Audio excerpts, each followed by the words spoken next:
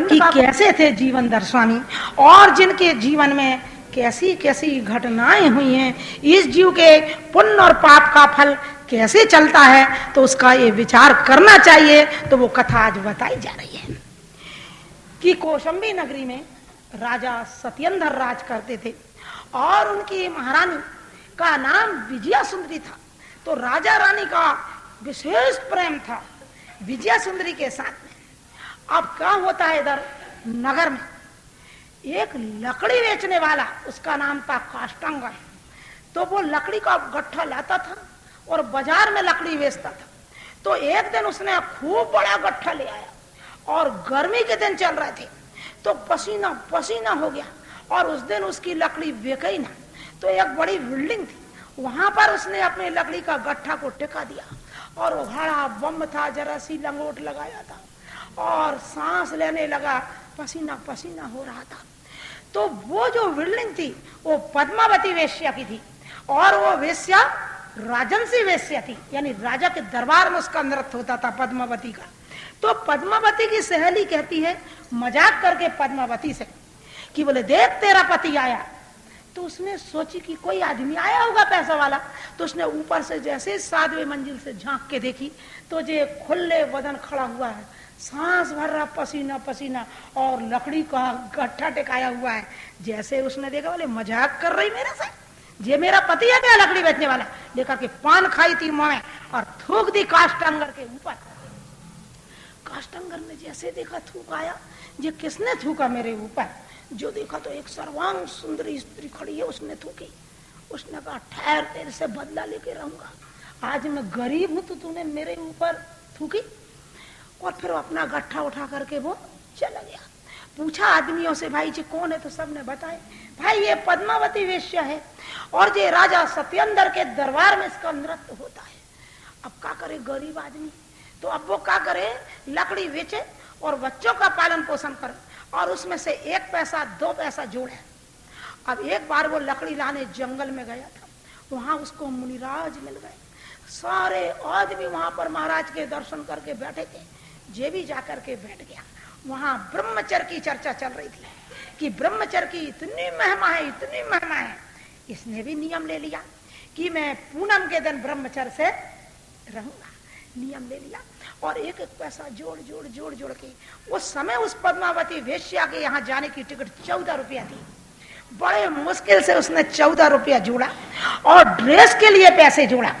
जब पूरे पैसे जुड़ गए तो उसने धोबी के यहाँ से ड्रेस लिया किराए से और वो 14 रुपए लेकर के और पद्मावती के यहाँ पहुंचा।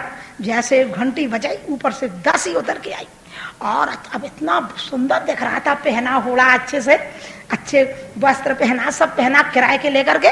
तो वो दासी ने हाथ पकड़ के ले गई और पद्मावती से कही कि उसने 14 रुपया फीस पटा दी। बोले देख एक सर्वांग सुंदर धनवान आदमी आया है।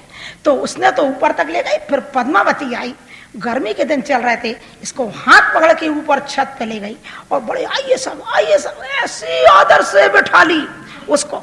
अब जे बैठे तो पद्मावती कहती है काष्टांगर से, अरे आज तो आप ऐसे लग रहे हो कि जैसे कोई पूनम की चांद हो। और वैसे ही पूनम का चंद्रमा निकला था। जो इसकी नजर पड़ी, अरे आज तो मेरा ब्रह्मचर्य का नियम है। तो पद्मावती से कहता है मैं अब भी आता हूं और उतर के नीचे आ गया। अब पद्मावती देखा ही रही रास्ता, देखा ही रही रास्ता। उस समय 14 रुपया की बड़ी कीमत थी और इसने पैसा पटा दिया था और जे जाकर के गांव के बाहर बैठ गया कि अरे आज तो पूनम का दिन है और मैंने मुनि महाराज से नियम लिया है ब्रह्मचर्य का, चाहे प्राण चले जाएं और चाहे वो 14 रुपये जाए पानी में। अब जो 1-1 पैसा जोड़ा था, मगर मैं तो नियम नहीं तोड़ूंगा। बैठा था, विचार कर रहा था। अब वो पद्मावती रास्ता ही देख रही, रास्ता ही दिख रही। अरे ऐसा आदमी तो इस नगर में कोई नहीं है कि जो 14 रुपया फीस पटावे और वापिस ना आवे। अब इधर राजा के दरबार में उसका नृत्य था। जब उसका नृत्य था, बहुत रास्ता देखे, अब देखी उसने कि नहीं आए तो फिर गई। तो राजा सत्येंद्र कहते हैं कि भाई इतनी देर क्यों लग गई, पूरी सभा भरी हुई है। तो उसने कही, बोले देखो तो आज ऐसी घटना हुई जो जीवन में कभी नहीं हुई थी। बोले कैसी घटना हुई? तो बोले एक आदमी ने 14 रुपया फीस पटाया और ऊपर गया और जाकर के बैठा छत के ऊपर, और मैं उसकी इतनी प्रशंसा कर रही हूं कि आप तो ऐसे दिख रहे हो जैसे पूनम के चांद हो। मैंने जो ऐसी कही तो वो तत्काल कहता है कि मैं अब भी आता हूं, और वो आए नहीं लौट के। तो महाराज इसलिए उसकी रास्ता देखने में मेरे को देर हो गई। राजा सत्येंद्र कहते सैनिक से, जाओ मेरे नगर में खोज करो, ऐसा कौन व्यक्ति होगा जो कि पद्मावती वेश्या के यहाँ जाए और 14 रुपए जैसी फीस बटाए और लौट के वापिस ना आवे, उसकी खोज करो। सैनिक लोग चारों तरफ दौड़ गए। जो देखे तो जो आदमी बैठा हुआ था, इससे पूछे, भाई आप कौन हो? तो बोले, भाई मैं लकड़ी बेचने वाला हूँ। क्यों? बोले, आप पद्मावती वेश्या के यहाँ गए थे? बोले, हाँ गया था, एक एक पैसा जोड़ करके और मैं गया था। उसने मेरे ऊपर थूकी, सब बात बता दिया उसने सैनिक से। मैं बदला लेने गया था, मगर मैंने मुनि महाराज से नियम लिया है कि मैं आज ब्रह्मचर्य का नियम है, क्योंकि आज पूनम का दिन और पूनम का मेरा नियम है, इसलिए मैं वापिस आ गया। बोले, चलिए राजा के पास। सैनिक लोगों ने राजा सत्येंद्र के पास उसको ले गए काष्टांगर, और उससे पूछा सब हाल। उसने पूरा पूरा हाल बता दिया कि महाराज ऐसी ऐसी बात थी। तो राजा सत्येंद्र ने सोचा कि अरे ये कितना नियम का पक्का आदमी है, क्यों ना इसको खजांची बना दिया जाए। तो राजा सत्येंद्र ने उसको खजांची बना दिया। ये विचार करना जीवन में, नीचों को कभी भी उच्च पद नहीं देना चाहिए। क्यों? ये भरत महाराज के सपने हैं कि पंचम काल में जो है तो नीच राजा होंगे और धर्म पर अपवाद करेंगे। देख लो आप कैसे धोखा तुम्हारे शेखर जी के ऊपर कब्जा कर रहे हैं। कह रहे हैं कभी भी ये नीचों के हाथ में राजा गया, अहीरों के हाथ में, वो क्या जाने राज चला कर गए। ये तो क्षत्रियों का राज है। वो काष्टांगर को बिना सब एक गुण देख लिए राजा ने, तो उसको खजांची बना दिए। अरे और भी तो गुण देखिए किसी में। आज जो नीचों की संगति करते हैं, आपने थोड़े मीठे बोलते हैं, आपके आदर करते उसी में भूल गए। और भी तो गुण देखिए उनके, पहले सर्वांग गुण देखे जाते थे। राजा सत्येंद्र भूल गए जिनवाणी को, और उन्होंने काष्टांगर के एक गुण को देखा, अहीर को। अहीर जो लकड़ी बेचने वाला, काष्ट बेचने वाला, अरे जो नियम का पक्का, और गुण नहीं देखे और उसको खजांची बना दिया। अब जब खजांची नीच बन गया तो फिर तो वो फूले ना समावे। वो सोचे कब राजा बन जाऊंगा, खजांची बन अब कब भावना उसकी, मैं कब राजा बन जाऊं। ये घटना जो हम बता रहे हैं, ये जीवन में उतारना। कभी भी नीचों से ज्यादा प्रेम नहीं करना, और करना तो उसको सर्वांग नहीं सौंप देना।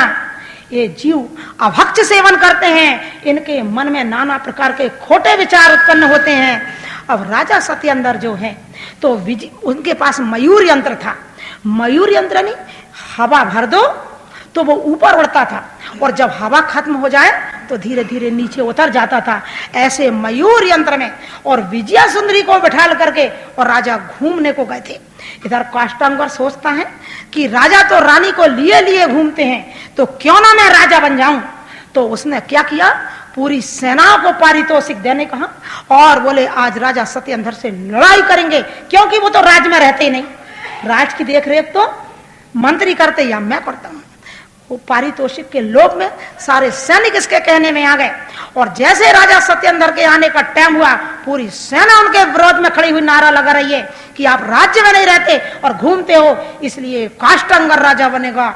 अब जैसे राजा सत्येंद्र ने देखा, और विजया सुंदरी गर्भवती थी, उसने राजा सत्येंद्र ने, हवा खत्म हो चुकी थी मयूर यंत्र की, और नीचे उतर रहा था, इन्होंने फौरन हवा भर दी उसमें और रानी को छोड़ दिया, और आप खड़े हो गए अकेले लड़ाई करने के लिए। अब राजा ही थे, छत्री थे, सारी सेना को हटा दिया, काष्टांगर को भगा दिया, और आप महल में शाम हो गई तो सामायिक करने बैठ गए राजा सत्येंद्र।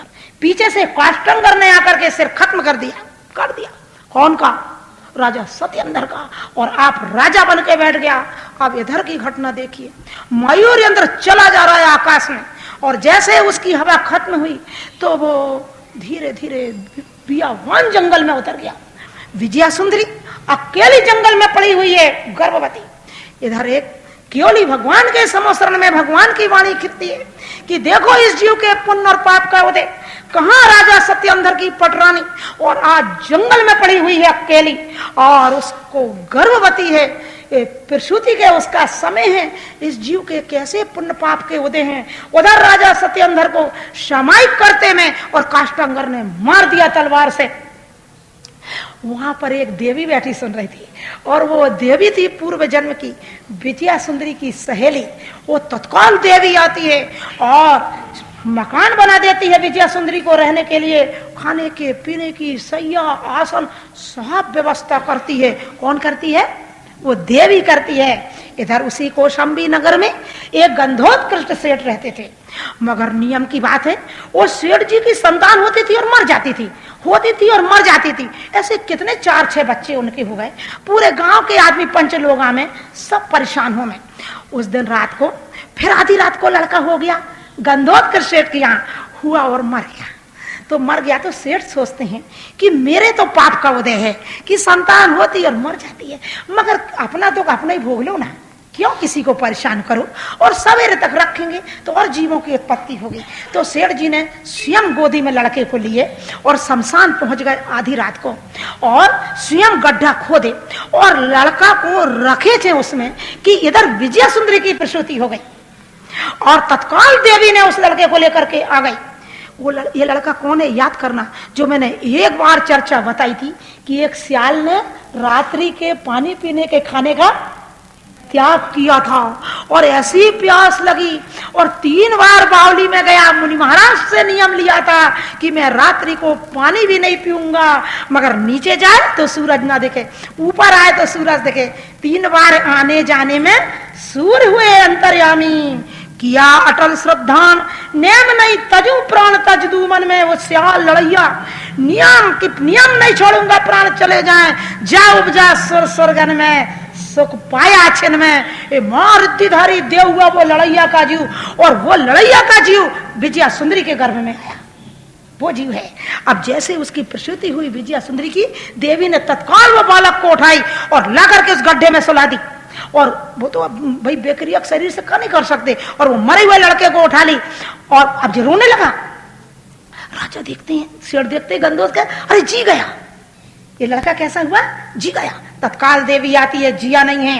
ये राजा सत्येंद्र की महारानी विजया सुंदरी ये जंगल में है, और उसका जो पुत्र है ये केवली भगवान की वाणी खिरी है कि ये बालक आपके यहाँ पलेगा। तत्काल सेठ ने गोदी में ले लिया और जी गया, इसलिए उसका नाम जीवन धर रख दिया। और गोदी में लेकर के और सेठ घर आते हैं और सेठानी से कहते हैं, तू कैसी पागल है, तूने देखी भी नहीं और जिंदे लड़के को दे दी मेरे को।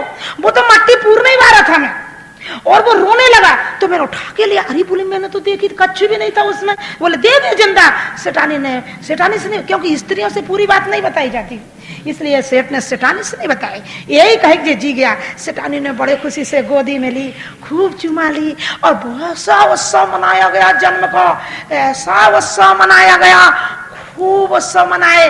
अब जीवनधर स्वामी दिनों दिन बढ़ रहे हैं, इधर काष्टांगर के यहाँ अब सगुन हो रहे हैं। अब क्या होता है, अच्छे जवान हो गए जीवनधर स्वामी, इनकी शादी कर दी गई, एक सुंदर कन्या के साथ में शादी हो गई। एक बार जीवनधर स्वामी घूमते हुए चले जा रहे थे कि एक कुत्ता इनके सामने आ गया, और उसको मारने के लिए बड़े बड़े शस्त्र लेकर के वो पंडा लोग आए। तो जीवनधर स्वामी कहते, अरे भाई क्यों मार रहे हो? तो बोले इन्होंने हमारी पूजा की सामग्री झूठी कर दी। अरे भाई, बोले वो जानवर है, उसको ये ज्ञान थोड़ी जे पूजा की सामग्री है। तो उसने लेकर के और एक ने बर्छी मार दी। जैसे मारी तो जीवनधर कहते, अरे दुष्टों को ज्ञान नहीं बताना। हे जीवनधर, तेरे में तो ताकत थी ना, तू सारे पंडों को भगा सकता था, क्यों इनको ज्ञान का उपदेश दिया? नहीं तो मार सकते क्या, वो भगा देते एक हाथ से। तो इन्होंने जल्दी से नमोकार मंत्र सुनाए, और जो पश्चाताप करते चले जा रहे हैं। वो कुत्ता मर गया तो मैंने कहा कि कहा इनको उपदेश दिया, अरे मैंने छुड़ाया नहीं पहले।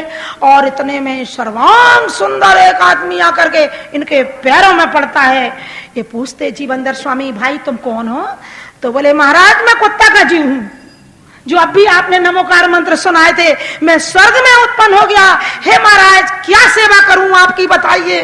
तो बहुत खुश हुए वो देव को देख करके जीवनधर स्वामी, और कहे कि भैया अभी तो मेरे को कोई जरूरत ही नहीं है, और जब जरूरत पड़ेगी तब आपको याद करूंगा तब आना। तो वो देव कहता है मैं देखते ही रहूंगा, आपको कब जरूरत पड़े और मैं आपके उपकार का बदला चुकाऊं। और खूब पैर पड़ा उस देव ने, और वो चला गया कुत्ता का जीव। और जीवनधर स्वामी हर्ष विषाद करते हुए और अपने घर पे आए। अब एक बार मेला लगा हुआ था, बहुत बड़ा मेला लगा था वहां पर। तो वो मेला में जो है एक परीक्षा हुई जाती थी कि ये चूरन लेके जाते थे वहां, और वो चूरन को यूं फेंक देते चुटकी ऊपर, और जिसके चूरन के ऊपर भौरा गुंजार करे वो फर्स्ट आते थे और उसको इनाम दिया जाता था। तो एक सुरमंजरी और गुणमाला नाम की दो कन्याएं आई राजा की, तो सबके चूरन फेंके जा रहे थे वहां पर, मगर इनके चूरन फेंकते ही उसमें भौरा गुंजार करने लगे सुरमंजरी और गुणमाला के, तो वो फर्स्ट आई। इतने में काष्टांगर तो यही लगा था आप सगुन हो रहे थे, तो उसने निमित्त ज्ञानी से पूछा कि भाई ऐसे क्यों? और उनका आपका शत्रु वृद्धि को प्राप्त हो रहा है और वो अभी मेला में आया है, तो जो हाथी को बस में कर लेवे वो आपका शत्रु है। तो काष्टांगर ने एक वैगल हाथी छोड़ दिया। जैसे हाथी को छोड़ा तो वो हाथी तो सूंड से किसी को फेंकने लगा, पैरों में रोने लगा, भागने लगे आदमी मेला में से। काष्टांगर ने तत्काल सूंड पर से चढ़ करके और हाथी पर बैठ करके और हाथी को बस में कर लिया और सबके जान की रक्षा कर दी।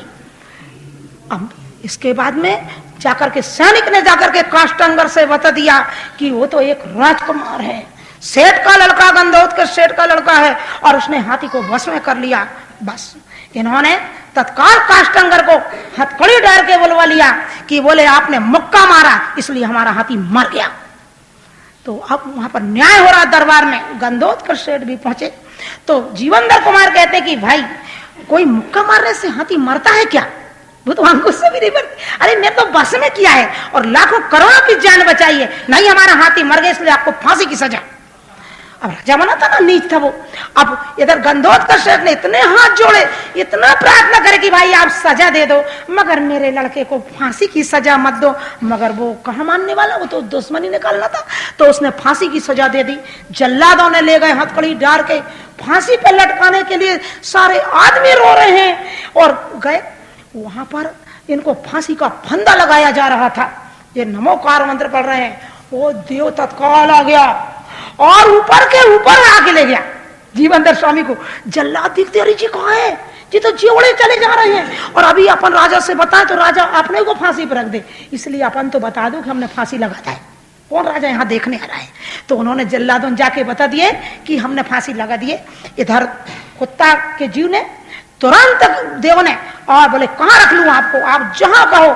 तो बोले मेरी माँ जो जंगल में पल रही है वहां रख ले। उसने सब बता दिया कुत्ता के जीव ने कि भाई देव ने कि आपकी माँ जंगल में विजया सुंदरी है। तो तत्काल वहां ले गए, अपनी माँ से जाके मिले। अब यहाँ सेठ जी बहुत दुखी हो रहे थे और नियम की बात की सेठानी को फिर गर्व रहा, गंधोत के सेठ की सेठानी को, और उनका भी एक लड़का हो गया था। मगर वो तो दोनों को बराबर से देखती थी, इतना प्रेम करती, उसको ये मालूम ही नहीं कि ये मेरा लड़का नहीं है जीवनधर। ये सब दुखी हो रहे थे। अब वो लड़का बड़ा हो गया था उनका गंधोत के सेठ का। अब वो देवी आवे, वो देवी जिसने प्रसूति के समय जीवनधर स्वामी को लाई थी, वो देवी आवे और जीवनधर स्वामी की स्त्री को और रोज ले जावे कहा, विजया सुंदरी के पास में और जीवनधर कुमार के पास में, और रोज दिन निकले और ला करके छोड़ देंगे। तो वो रात के कंगे कर रही थी, अच्छे वस्त्र आभूषण पहन रही थी, कौन? जीवनधर की स्त्री। तो वो छोटा लड़का गंधोत का सेठ का कहता है कि भाभी बोले एक बात कहूं, आप बुरा तो नहीं मानना? तो बोले नहीं मानेंगे, कहो कौन सी बात है? बोले भैया तुम मर गए और आप जी श्रृंगार कर रही हो, क्या विधवा स्त्रियों को श्रृंगार करना उचित है? कौन कह रहा है? वो छोटा सा। देखो अपन सदवा स्त्री अगर थोड़ा श्रृंगार ना करे तो उसको सबको ही कहते तुम टीका नहीं लगाए, तुमने नाक कान नहीं पहने। और विधवा स्त्री श्रृंगार करे तो लौकिक में निंदा होती है। विधवा स्त्री को श्रृंगार करना योग्य नहीं है, क्योंकि स्त्रियों का श्रृंगार तो पति के लिए होता है, और जिसका पति नहीं है तो तुम किसके दिखाने के लिए जो फैशन कर रही हो, इसलिए आपके सील में दोष आता है। तो वो लड़का कहता है कि भाभी भैया तो मर गए और तुम कह रहे हैं ये श्रृंगार करते हो कि आपको शोभा देता है विधवा स्त्री को? तो वो हंस के कहती है जीवन स्वामी की स्त्री कि तुम्हारे भैया मरे ही कहाँ हैं?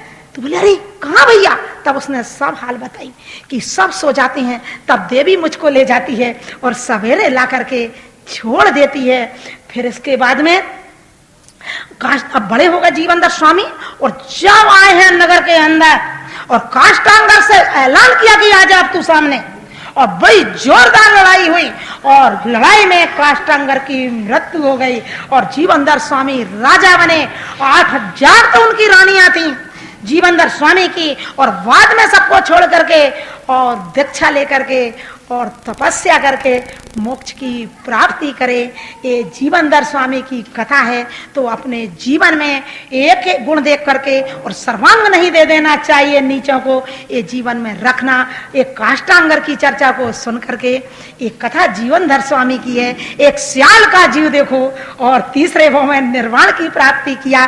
तो अपन तो मनुष्य हैं, अपन भी क्यों ना 10-5 भाव के बाद में और निर्वाण की प्राप्ति करेंगे। इसलिए आपको अपने को जिनेंद्र भगवान की वाणी पर विश्वास करना चाहिए और अपने देव गुरु धर्म की सच्ची श्रद्धा करना चाहिए। बोलो द्वादशांग वाणी की। तो ये थी जीवनधर स्वामी की कहानी। अब हम अगले वीडियो में आपको जीवनधर स्वामी के बचपन की कहानी सुनाएंगे। अगर आपको हमारी स्तुति और कहानी अच्छी लगती है तो लाइक, शेयर और सब्सक्राइब